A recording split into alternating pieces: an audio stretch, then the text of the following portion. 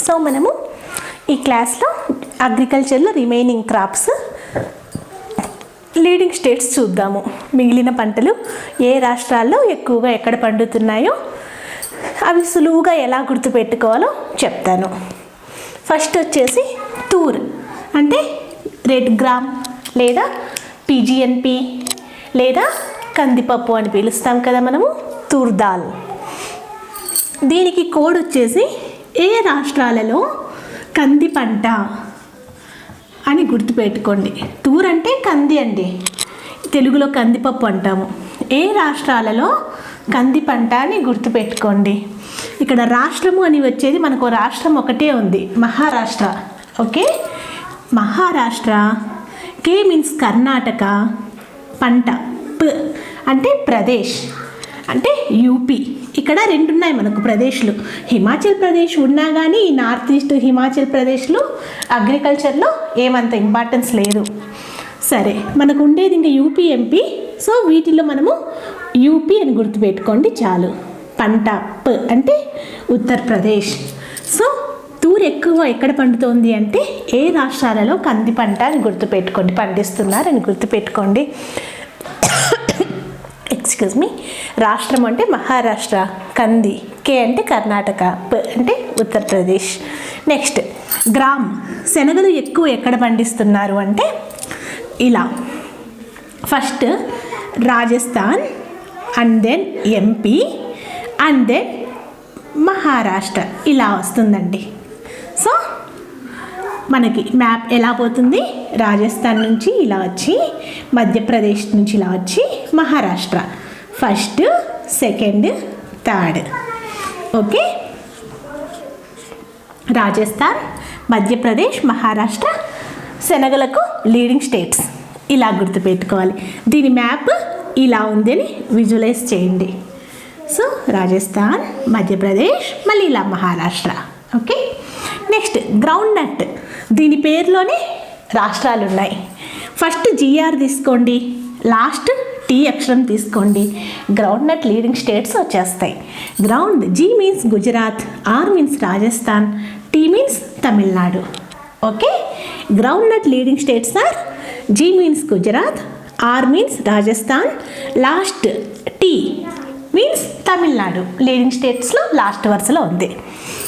Okay, next rape seed, mustard, soya ఇవి కూడా నూనె గింజలే.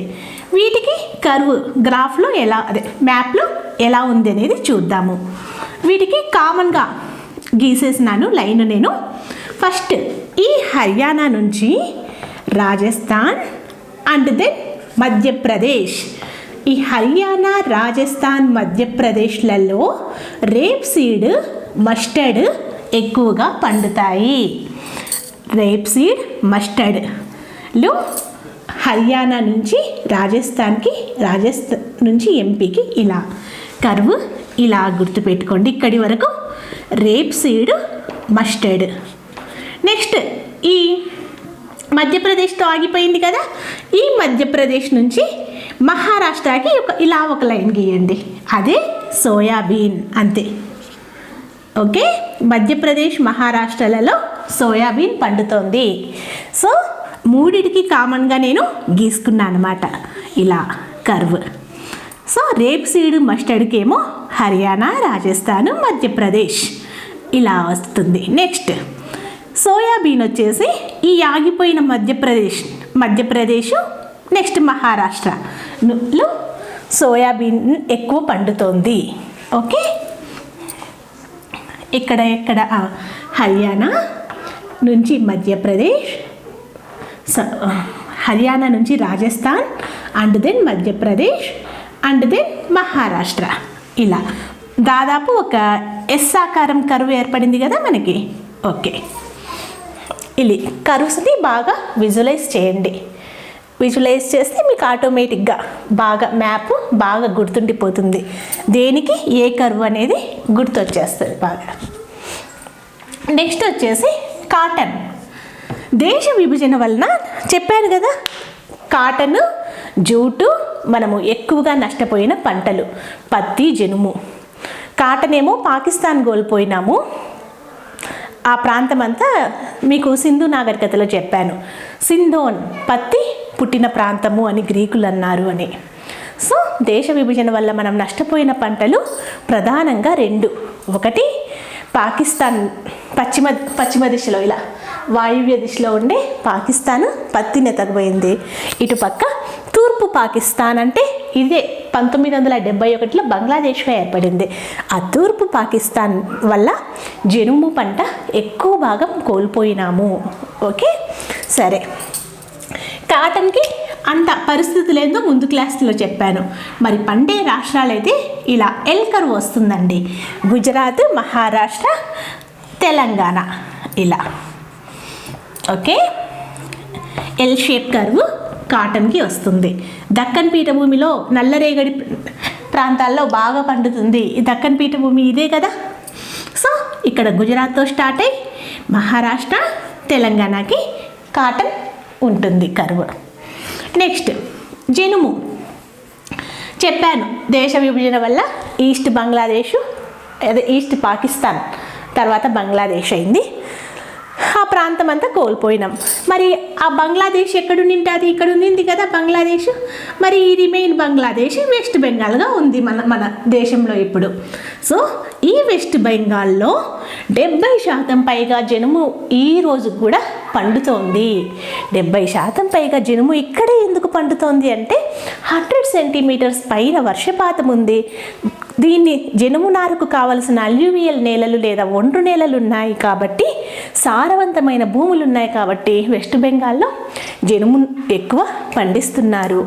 మరి కృత్రిమ దారాలు వచ్చిన తర్వాత అంటే కృత్రిమ ఫైబర్స్ అన్నమాట, నైలాన్, రేయాన్ ఇవి వచ్చిన తర్వాత జనుముకి బాగా గిరాకీ తగ్గిపోయింది. ఈ పత్తిని జనుమును దేంట్లో ఉపయోగిస్తారండి? మరి జనుమునైతే ముఖ్యంగా సంచుల తయారీ, గోనె సంచులు చూసే ఉంటారు మీరు. ఆ సంచుల తయారీకి, గన్నీ బ్యాగ్స్, శాక్స్ ఇట్లా తయారీకి జనుమును ఉపయోగిస్తారు. మరి పత్తిని ఎందుకు ఉపయోగిస్తాం తెలుసు కదా. వస్త్రాల తయారీలలో ప్రధానంగా, ఇంకా సంచుల తయారీలో ఇంకా ఉపయోగిస్తాము. ప్యాకింగ్ మెటీరియల్స్గా కూడా ఈ పత్తి జనుమును ఉపయోగిస్తాం కదా. సరే, మరి జనుము ఎక్కువ ఎక్కడ పండుతోంది అంటే వెస్ట్ బెంగాల్, దాని సరౌండింగ్ ఏరియాస్, అంతే కదా. ఆ సరౌండింగ్ ఏరియాస్లో ఇలాంటి వాతావరణమే ఉంటుంది కదా. దానికి అనువైన వాతావరణం అంటే ఏంటి? ఈ అస్సాము, బీహారు ఈ ప్రాంతం అంతా జనుము పండే ప్రాంతం. ఓకేనా. ఎక్కువ ఎక్కడ పండుతుంది? వెస్ట్ బెంగాల్. దీని లాజిక్ కూడా ఈజీగా గుర్తుంటుంది. దేశ విభజన వల్ల బంగ్లాదేశ్ పోయి ఈస్ట్ పాకిస్తాన్కి వెళ్ళిపోయింది, జనుము ప్రాంతం అంతా వెళ్ళిపోయింది. ఇదంతా గుర్తున్నప్పుడు ఆటోమేటిక్గా వెస్ట్ బెంగాల్ ఫస్ట్ ప్లేస్లో ఉంటుంది మన మైండ్లో. వెస్ట్ బెంగాల్లో అత్యధికంగా జనుము పండుతుంది, 70% పైగా పండుతుంది. మరి దాని సరౌండింగ్ ఏరియాసే మన దేశంలో జనుము పండే ఏరియాస్. ఏంటంటే అవి వెస్ట్ బెంగాల్కి ఇట్లా ఈ సైడ్ అస్సాం వస్తుంది, ఈ సైడ్ బీహార్ వస్తుంది. ఈ 3 జనుము పండే ప్రాంతాలన్నమాట. నెక్స్ట్ షుగర్ కేన్, చక్కెర ఎక్కువ ఎక్కడ పండుతుంది అంటే ఉత్తరప్రదేశ్లో పండుతుంది. మన దేశంలో చక్కెర అత్యధికంగా ఉత్తరప్రదేశ్లో పండుతుందన్నమాట. ఇంకా సౌత్ సైడ్ తీసుకుంటే మహారాష్ట్ర, కర్ణాటక ఎక్కువగా పండుతుంది చక్కెర. మరి నార్త్ సైడ్ అయితే కనుక ఈల్డ్, ఉత్పాదకత అంటాము. ఒక హెక్టార్ మీన్స్ 2.5 acres ల్యాండ్. ఆ హెక్టార్లో ఎంత పంట పండుతోంది? ఒకరేమో 1 హెక్టార్లు 3000 మూటల వరి పంట పండిస్తారనుకుంటే ఇంకొకడు 2000 పండిస్తాడు. ఓకే, అది ఆ భూమి పరిస్థితులు కావచ్చు, క్లైమేట్ కావచ్చు, వీళ్ళ శ్రమ కావచ్చు, ఏదో ఒకటి అన్నీ ప్రభావితం చేస్తాయి కదా. సరే, ఆ ఈల్డ్ అనేది నార్త్ సైడ్ చక్కెరకు చాలా తక్కువ, సౌత్ సైడ్ అయితే చెరకు పంట ఈల్డ్ అనేది ఎక్కువగా ఉంది. ఓకే, ఈల్డ్ ఉత్పాదకత పరంగా అయినట్లయితే మన తమిళనాడు, ఈ కర్ణాటక, మహారాష్ట్రలలో చక్కెర ఉత్పాదకత ఎక్కువ, నార్త్ సైడ్ తక్కువ. సరే, దేశంలో చక్కెర ఉత్పత్తి ఎక్కువ ఎక్కడ ఉంది? ఈల్డ్ అంటే ఉత్పాదకత అండి. 1 హెక్టార్లో ఎంత పంట పండింది అని. సరే, మరి ఉత్పత్తిలో అయినట్లయితే ఉత్తరప్రదేశ్ ప్రథమ స్థానంలో ఉంది. నెక్స్ట్ మహారాష్ట్ర, కర్ణాటకలు తర్వాత స్థానాలలో ఉన్నాయి. నెక్స్ట్ తేయాకు లేదా టీ. ఈ టీ పంటను చెప్పుకున్నాం కదా, 1840లో తొలిసారిగా ఆంగ్లేయులు అస్సాంలోని బ్రహ్మపుత్ర లోయలో ప్రవేశపెట్టారు. ఓకేనా. టీ పంటను బ్రిటిష్ వాళ్ళు మన దేశంలో ప్రవేశపెట్టారు. ఎక్కడ ప్రవేశపెట్టారు అంటే అస్సాంలోని బ్రహ్మపుత్ర లోయలో ప్రవేశపెట్టారు. అలాగే గుర్తుపెట్టుకోండి, ఫస్ట్ ప్రవేశపెట్టినారు కాబట్టి అక్కడే బాగా అభివృద్ధి చెందింది టీ అని చెప్పేసి ఒక లాజిక్ గుర్తుపెట్టుకోండి. సో టీ పంటలో ప్రథమ స్థానం వచ్చేసి అస్సాం. ఓకే. రెండవ స్థానం వచ్చేసి వెస్ట్ బెంగాల్లోని ఈ అస్సాం దగ్గరే వెస్ట్ బెంగాల్లో హిల్లీ ఏరియాస్ ఉంటాయి కదా, అంటే కొండ ప్రాంతాలు తెలుసు కదా మనకు. టీ, కాఫీ ఈ పంటలు కొండవాలుల్లో పెరుగుతాయి. ఓకే. సో వెస్ట్ బెంగాల్లోని కొండ ప్రాంతాలైన డార్జిలింగ్, జల్పాయ్గురి, కూచ్ బిహార్లలో టీ పంట పండుతోంది. అలాగే మన సదరన్ సైడ్ దక్షిణాదిని చూసినట్లయితే వెస్ట్రన్ ఘాట్స్, పశ్చిమ కనుమల ఐడియా ఉంది కదండి మీకు. మహారాష్ట్ర, తమిళనాడు, కర్ణాటక, కేరళలలో మన పశ్చిమ కనుమలు విస్తరించి ఉన్నాయన్నమాట వెస్ట్రన్ ఘాట్స్. దక్షిణాదిన వెస్ట్రన్ ఘాట్స్లో టీ పంటను పండిస్తున్నారు.